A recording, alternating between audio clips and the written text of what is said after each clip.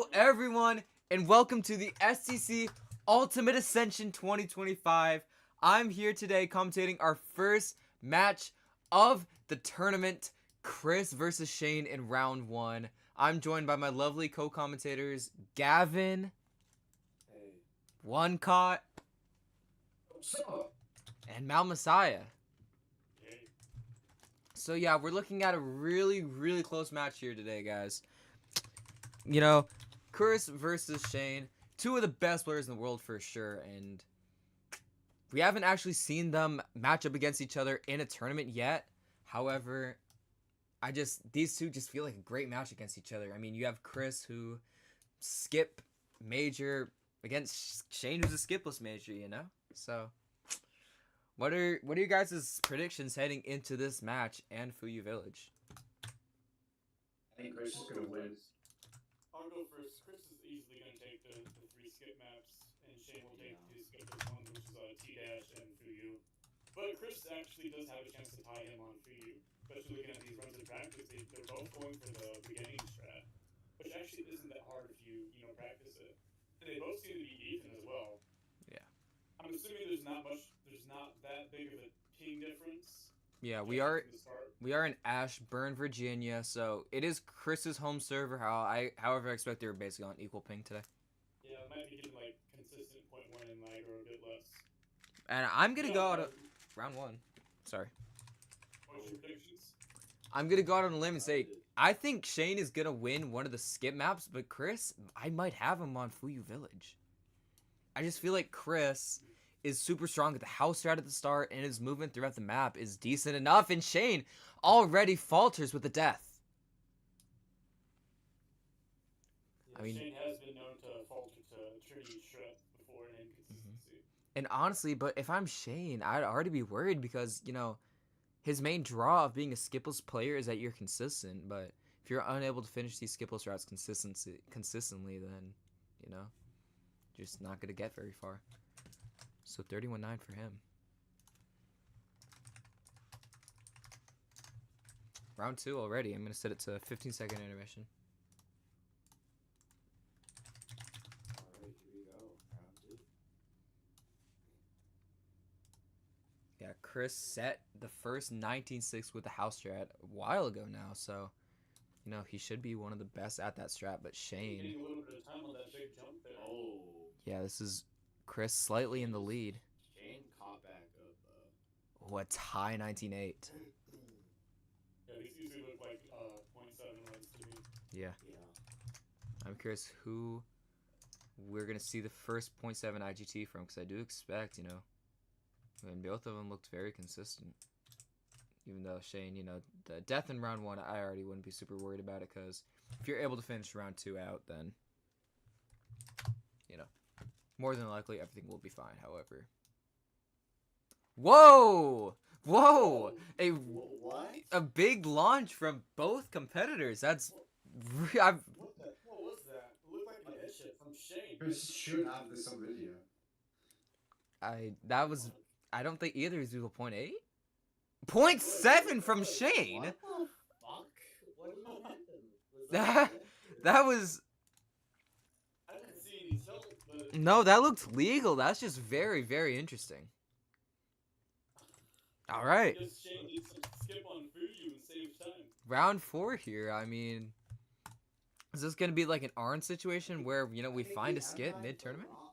Yeah, it definitely was like a launch of some sort, and Chris also. I predict this tourney to be one of the most unpredictable tourneys in SR history, and I think we're already seeing a bit of that. Mm-hmm. Oh, Chris falters on round 4. That's not bad though. It won't punish him. It won't punish him, but I mean Shane with that 19-7 IGT. As well. That looked like an 8. That looked like All right, Shane with the advantage IGT wise heading into round 5 here, just because of that crazy 0.7. Yeah, it was indeed a crazy 0.7. However, I do think Chris, in terms of skill, is good enough to IGT 0.7 relatively consistently. Sorry. We'll see what he can do here in round 5. He's touching that. Getting a clean start from both. Want to make sure neither die here. Time there from that turn, but nothing Yeah. substantial. They both get the big jump. That's nice. Chris! Oh my. Ooh. The death on rounds 4 and 5 is going to leave him with still a 19.8 average. But he's lost. Nah, we're not sure yet because of touches. I mean, I'm sure Chris has more end lag, but in terms of IGT, Shane has taken Fuyu Village by just 0.033. Wow. Obviously, following Mal's predictions that Shane will take the first 2 skipless maps. However, we're now heading onto Chris's home territory on a skip map, Cosmic Cliffside. As you can see, Chris is going to be trying the new skip. Shane is going to be going pure skipless here, completely banking off Chris' inconsistent play. And I heard from Chris himself just a couple minutes before the match started. Apparently, he does have tied world record on this map. Never submitted it, so none of us knew that he was as proficient as this new skip as he very clearly is. He can always default back to the original skip, Yeah. which I think he should do. There's no point to risk it. I think he's doing that, bro. Yeah, the new skip, I mean, Wow. the new Couldn't skip's get this one. the new skip's great for world records. However, it doesn't even save 0.5 of a second, so there's no point, risking everything going forward in tournament when I do agree with John. Yeah. you're, especially when your opponent's going full skipless. All Chris needs is skip hits to win the map. Correct. I don't know why Shane's going skipless exactly, especially if he locks in a skipless average. There's no disadvantage. Yeah, skip is very easy to hit on mobile actually, but Yeah. Shane does what Shane wants. Obviously, it being an M9 strat does mean it's viable for mobile. We might be seeing a couple edge hits down the road which aren't as viable on mobile. So, Shane needs to take advantage of these skips that he can hit these. Although I will say, Chris isn't the most consistent at even the old skip because he did die. He did make a lot of weird mistakes against our match. Yeah, Chris, this new skip for Chris doesn't look super consistent right now. I know he said he was hitting it very consistently in warm-up beforehand, but it's not really showing. Well, it could be nerves, but that right there, that's all he needs to just beat Shane. Exactly. It's not. He has a very wide margin here, so. Even though I like Chris's chances, I will say that if all hell breaks loose, I don't trust Chris to be able to safety skipless. Not at all. I don't even know if he knows what to do on skipless. He might. I think he's giving up on the new strat. Obviously, once he. It's not guaranteed, but it's relatively consistent. Yeah. For 5 runs, you have a very nice shot at it. Well, heading into round 1 here, I do kind of hope he goes for old route here. However, Chris, he's very aggressive as a player, so. Also, if you fail the old route first and 9, you can hit it a second time and still get faster than skipless. Yeah. Meanwhile, if you fail the first M9 in the new routes, it's GG's. But honestly, I don't know what to expect. Obviously, we all favor Chris here, but I think he's a bit rusty. He does go for the old route. Misses. Oh no. That's okay, because I think Shane encountered a death as well. Wow. Oh my god. Yeah. Unfortunate for Shane here. Recover fast enough from that failed up and 9 to Yeah. skipless times, but still. Wasn't a fast recovery, but it was steady. 26, 8, 16. Hopefully neither of those runs end up counting. I mean, Chris was able to lock in some sub 15 times against me. He's very capable of doing that in this. Yeah. And obviously, if Shane keeps playing so inconsistently on skipless, might not even matter in the end. 16. I think Shane's demotivated just because Chris is doing skip. There it is. There's a clean skip. So probably a 14, maybe even a 13. That'll do the job. 13-8. 13-8. Shane, another death. I think that beats every time Chris got against me on Cosmic. I believe so That's as well. improvement. I love to see our competitors improve in tourneys. Chris hasn't played speeders in a very long time, still showing that he can, show up and get crazy times just off the bat. And Shane needs to, start getting very good runs now. I mean, starting out with 2:26 second times, you know, when you're playing skipless, that should never happen, to be honest. All right, round 3 here.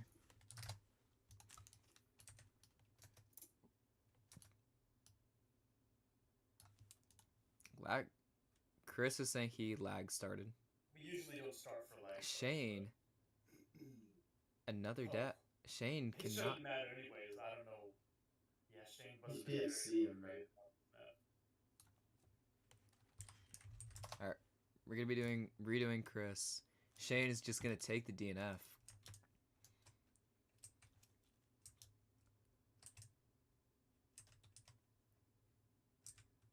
Yeah, it's just not what he wants. Yeah, that's really unfortunate. Already counting is. Shane was always talking about how he has like a very nice chance against Chris and Trades, especially on skipless maps. But so far, as of today, I think he's been demotivated since this tourney started just because of Chris's skip prowess. He still really does have a nice chance in this tourney. Yeah. Again, he could have won food. Ooh, see? Oh, Chris. He has 2 more rounds. This won't hurt. Yeah, it likely won't end up mattering. However, you never know what can happen. At 21-3 for him. Obviously not a fast time, but compared to what Shane's getting, that is a-okay.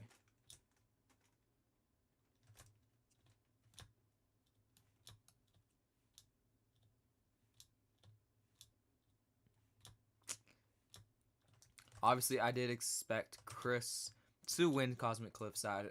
I mean, he did lose it against Mal. However, I knew that he would, you know, be able to pull out a win.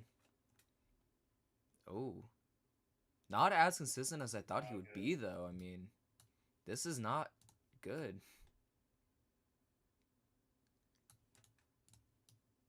Shane is 16-5. Obviously not ideal. Yikes. Chris could have improved his average. So. And Chris again showing us that he has this horrible habit Chris, of not finishing his runs for some Chris is practicing skipless? Okay, I mean, if he can do something like that, he should be good, but I mean, he's not a consistent skipless player. And he doesn't need to be doing all this. I mean, yeah, he could just really should have practiced Cosmic skip, the old skip, because he just hopped on, did the new skip a few times, and now he was confident, but clearly it wasn't enough. But I still think he'll take this map. Shane 16-5 is trending in the right direction, though. Oh, Chris, these are really close calls.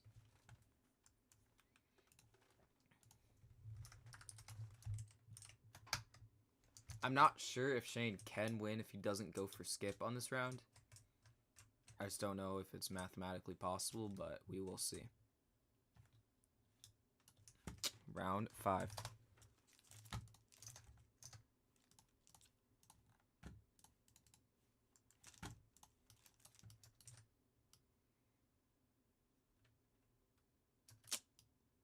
They both are going for skipless. Chris is the one who makes it out skipless. Not bad at all. Please don't expect it in shift lock. Not bad at all from Chris, actually. This is legitimately 15-5. Shane. 15-5. Chris did better than we expected on skipless. You know, he used that round 4 as a practice round, and it really paid off well. Smart strategies there.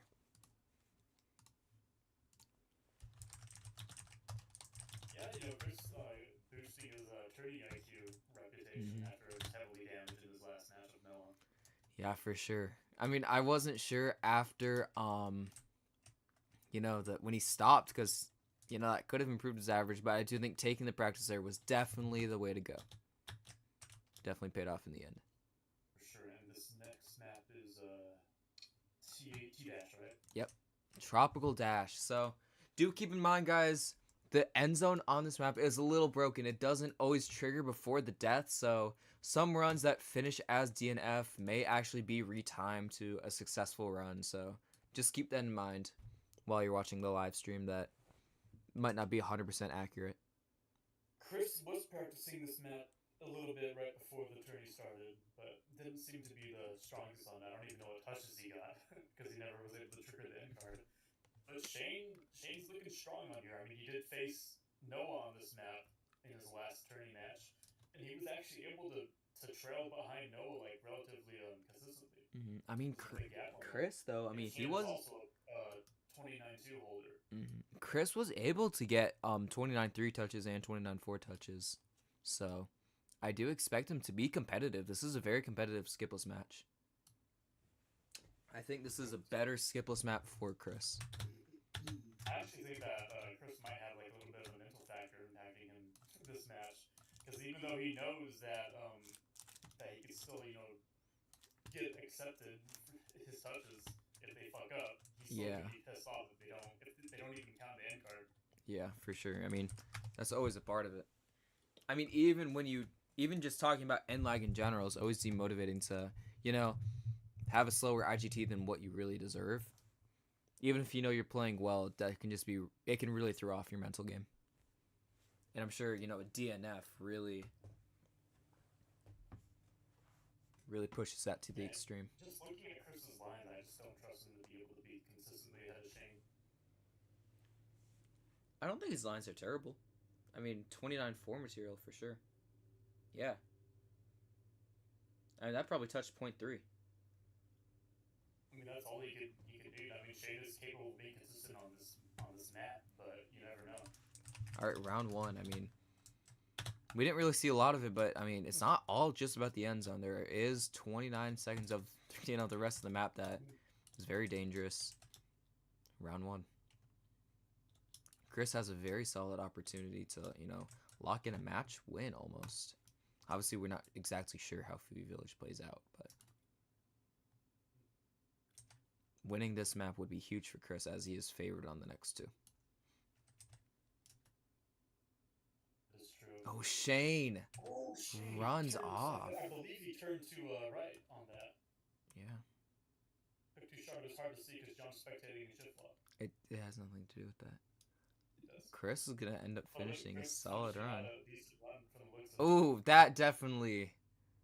I believe that count. Yeah, that definitely hit the end zone because that was a very high jump. Obviously, we'll have to mark that down as DNF, but just know, guys, that will likely be a successful run. We'll update you guys on touches after we check them. I am interested. I mean, he is saying in chat it's just annoying, so maybe it won't affect his mental too much. I don't think so. He just might be a little bit agitated. Yeah, round 2 here. Round 2.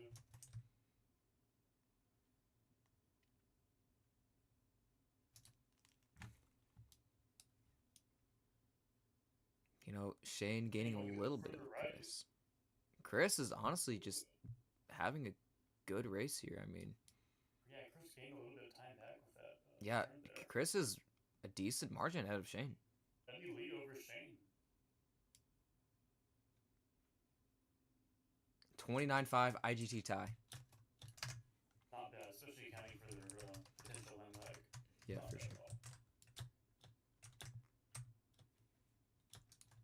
And I mean, that's all you really need to do here if I were Chris, Just having a solid chance on these skipless maps is a huge factor, in my opinion. Yeah. Any .3 from both of them would be groundbreaking for either. Mm-hmm. That'll be just enough to win this match. Oh, Shane! Oh, shoot. Jumps too early onto the steam. Big mistake. And that will impact him because he already has 1 DNF. Yeah. Or super slow time already in round 1. Yeah, so he needs to finish out these next 2 solidly. Chris. Not a good look for Shane. I mean, Chris, barring the first round, which probably touched, he's looking very consistent. That definitely finished. Yeah, Shane, a DNF. Shane DNFs round 3. He needs to seriously get his consistency under control here. I mean, we were just talking about Chris's mentality. I only wonder what Shane's thinking about. Yeah. Throughout the entire last tourney, disadvantage in the first 3 rounds with a lot of DNFs.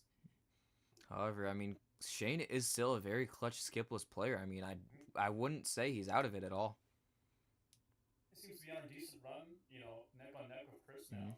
I think he's maybe even pulling ahead a bit. Oh, Chris just has a much better sphere section. Yeah. Chris's line accuracy is a lot better, actually. Oh, Chris finishes a 29-4 IGT. Wow. I mean, that was Shane's map to win, but Chris proving once again that he's underestimated in skipless. For sure. And that you can't really count him out on anything.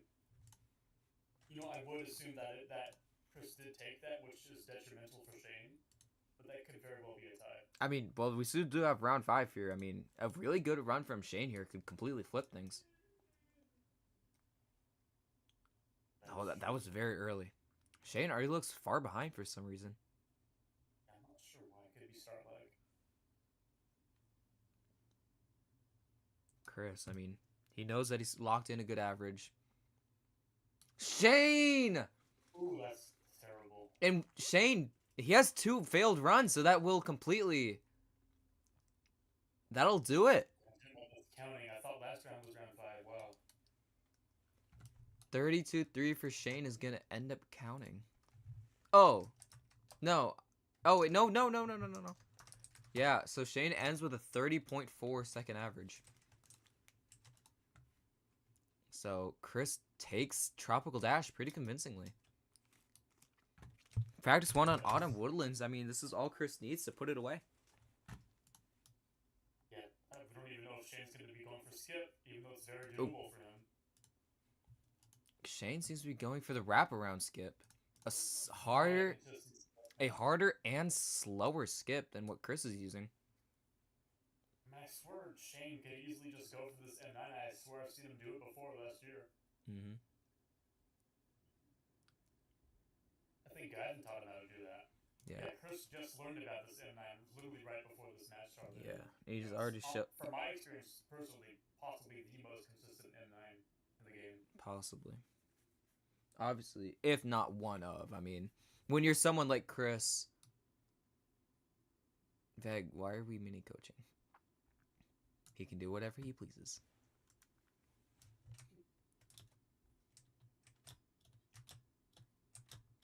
Obviously, I don't want people to feel uncomfortable about their strats like 1 round before an elimination map, but Veg does have a point. Yeah, man, don't disagree at all. That wraparound is just not reliable. Even if he gets it clean, it won't be faster than Chris's M9. Yeah, I mean, Chris probably has 2 attempts on the M9 if he can recover well. Exactly. Just better than everyone.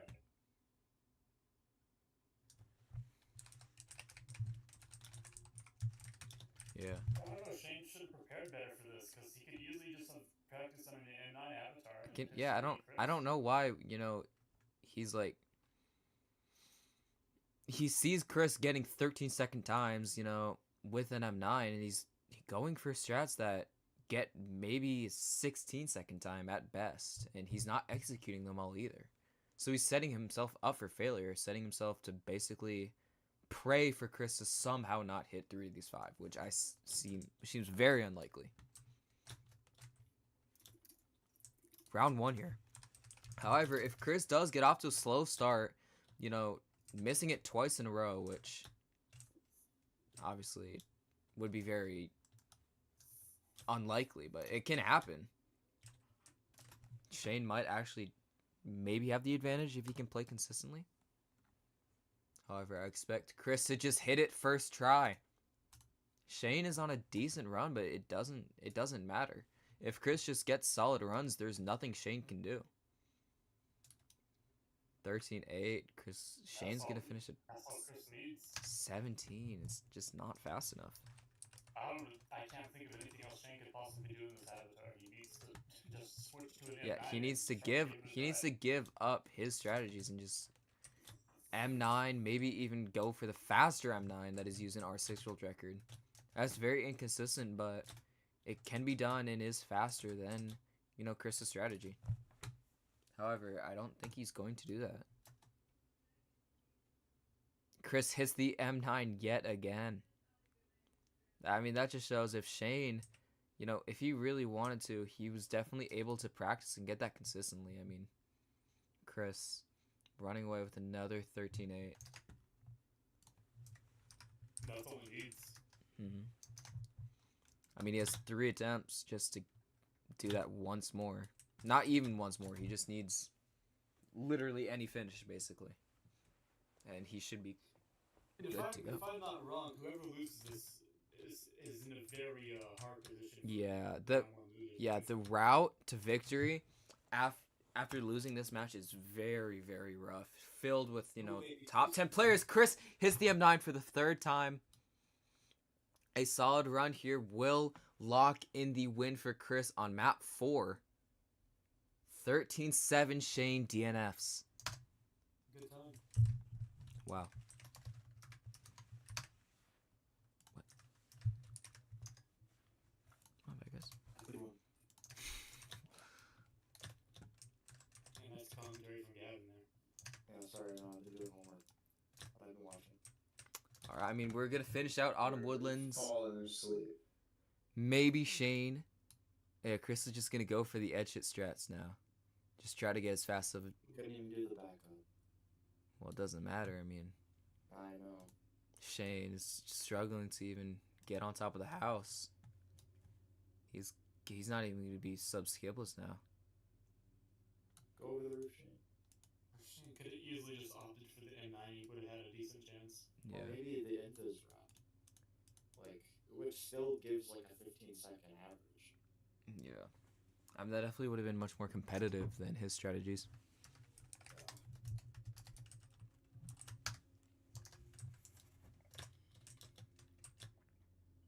Alright, round 5 here on Autumn.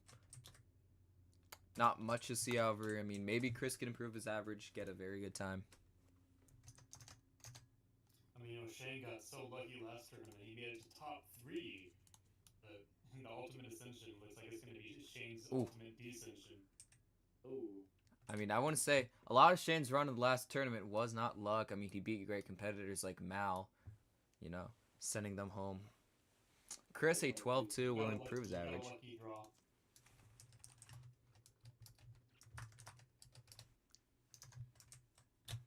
Alright. Second time from Chris, wow.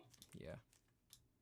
Map 5 here, Clockwork Coliseum. Chris has won the match pretty much officially. Yeah, I don't see literally any way Shane could have won, but we will play this out. I'm interested of what Chris can do on Clockwork. I mean, the last time he played Clockwork in tournament, he did beat me on it in a very hype match in SML1. And Chris had an amazing performance, especially for the time when tournament standards were like a little bit lower. I mean, hitting Doubletree in tournament multiple times. Chris, really, he's kind of the pioneer of hitting, you know, these crazy skips in tournament. But he wasn't able to get anything going in practice 1. And again, Shane is opting for this, you know, a consistent safety skip, which wouldn't be terrible if he wasn't playing against Chris, because Chris could easily just blow those times out the water. Exactly. And I just don't understand why he's sticking with these decisions, you know, so hard. Because I don't think he's put a ton of time like practicing these strats, so I don't know why he's, you know, attached to them so much. Chris might be going for double tree. Susceptible to failure, especially if he's going for that tree. Yeah, if I were Chris, I would not go for that tree. Especially he has always expressed difficulty with the second tree, you know, his entire career. So I seriously doubt he'll be hitting it very consistently in a tournament setting. I just go in the house.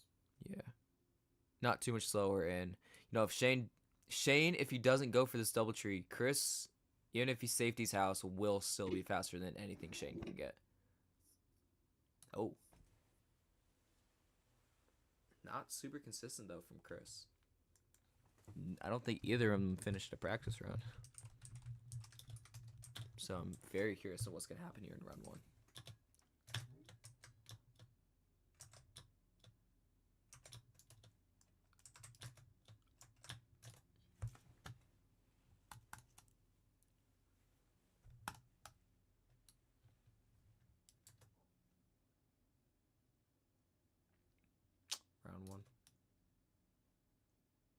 bonk from Shane there. Oof. Not Chris good. misses the Chris edge stops hit. the edge hit. Wow. Shane makes a skip. Will be Looks like he's getting a sub-skipless. 21-second time here. I mean, Shane, There we go. sub-skipless is maybe all he needs to do. I mean, if Chris can't get anything going with first tree, I'm not sure how well-versed he is on, you know, alternative routes on this map. Kind of just familiar with first tree.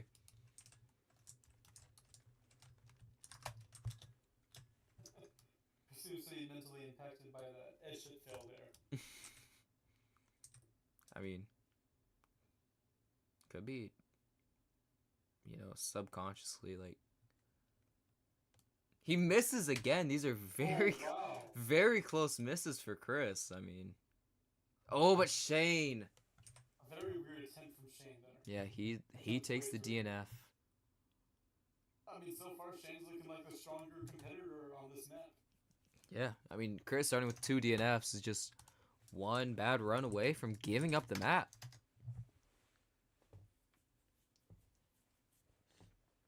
I mean, we did see map 3, Chris DNF Autumn Woodlands in the qualifiers. Maybe he DNFs, you know, map 5. Autumn Woodlands. This is his map to take, but he just probably overlooked it. And if I'm Chris, I wouldn't even be that worried because I would just go for safety skip. But he must have overlooked the safety. Chris says he's livid, and if he chokes it, he's gonna be crashed. I don't know if Chris knows. Yeah, does Chris know that he's won? Oh dear. Oh, I don't know if he knows. I don't know if he knows that he won. Oh, I thought he left. I think that was just Gavin timing out. Alright, DNF for Chris again. Yeah, very bad performance from Chris on this map, but it shouldn't affect him at all. And Shane, also 2 DNFs. He could end up with the DNF average as well. I don't call it for BC. I guess he fell asleep. Oh, wow. Yeah, it's gonna be a ban from STC commentary. Gavin's on thin ice too, right, Joe? Why? Yep. Just inactivity. Now Chris hits the fast skip. Let's go. Will he actually get Oh. Oh no. But Shane. Dude, Shane, bro. Chris what takes. Shane's doing is actually really consistent, bro. Yeah, it is quite consistent. Chris on his 4th DNF. Skipless. Shane just finishing on average to take the map. Which is good. Chris saying his aura is gone now is kind of true. I mean, starting with 4 DNFs, really. I mean, if he can hit this, you know, if he can hit this, I think his aura is restored. On. Yeah, I think it brings it back. Yep. No, He's overconfident on this map. We should have practiced more. You know, this was the same guy who beat John at this map a year ago. All right. Final round of the first match of the tournament. Maybe Chris can restore his aura after 4 DNFs. I don't think he could possibly restore his aura in this. Oh. Yeah. Oh, Shane. Oh my god. Pretty sure he did the opposite of restoring his aura there. Oh. Shane, a 23-1. Wow. Honestly, very rusty performance for both players. Yeah. But there were some decent runs from, you know, Chris. He did decent on Cosmic and T Islands. I mean, sorry, T-Dash. Better than we thought, actually. So Yeah. give him props there. Overall, Chris was a little bit more impressive skipless-wise than skip. That's funny. Yeah. Well, thank you all so much for watching. I mean, this was a great match to host. Hope you guys had just as much fun watching. I'll see you in the next match, which might be happening tonight. Peace.